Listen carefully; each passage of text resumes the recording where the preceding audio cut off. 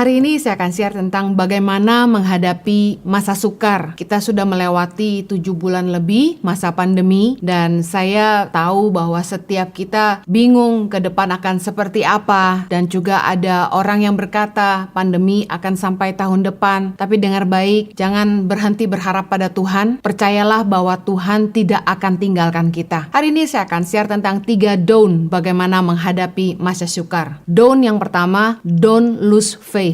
Jangan kehilangan iman. Mari terus berharap sama Tuhan. Mazmur 43 ayat 5 berkata begini, "Mengapa engkau tertekan, hai jiwaku? Dan mengapa engkau gelisah di dalam diriku? Berharaplah kepada Allah, sebab aku bersyukur lagi kepadanya, penolongku dan Allahku." Hari-hari ini jiwa kita tertekan, kita gelisah. Tapi firman Tuhan katakan, berharaplah kepada Allah, bersyukurlah kepada Dia. Karena Dialah penolong kita, Allah yang tidak pernah terlelap, Tuhan yang gak akan pernah meninggalkan kita. Terus harapkan kasih karunia Tuhan dalam hidupmu, mohonkan penyertaannya dan kemurahannya. Kalau kita betul-betul punya iman kepada Tuhan, kita percaya bahwa Dia ada dan Dia menyertai kita. Saya diingatkan bahwa di dalam hidup ini kita harus terus percaya bahwa mujizat itu masih bekerja sampai hari ini. Kalau Anda orang-orang yang percaya kepada Tuhan, tahukah Anda mujizat itu masih ada sampai hari ini? Harapkan mujizat Tuhan. Setiap orang mengalami pengalaman mujizat yang berbeda dari Tuhan. Para pahlawan iman mengalami mujizat-mujizat yang luar biasa di zaman-zaman yang berbeda. Di dalam hidup mereka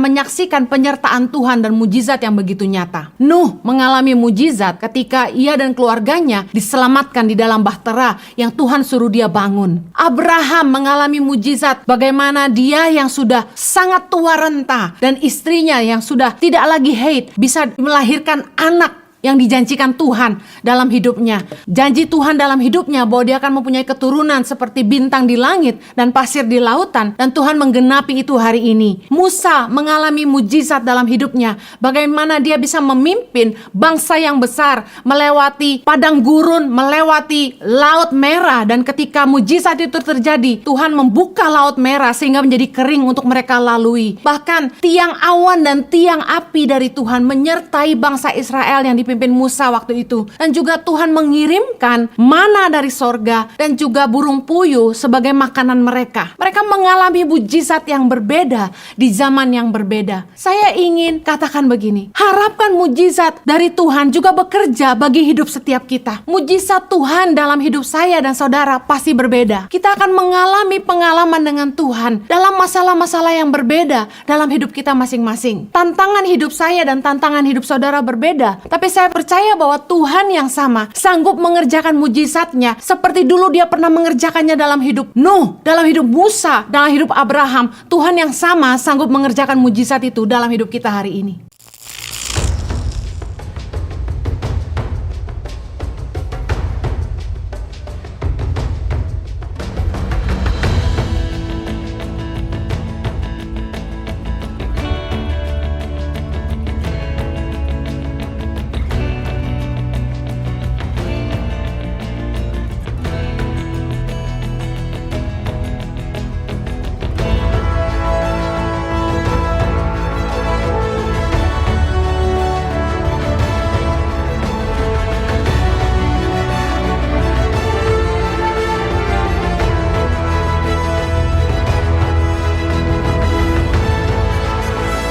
Suka duka, perjuangan guru tangan pengharapan dalam membangun pendidikan di pedalaman Indonesia.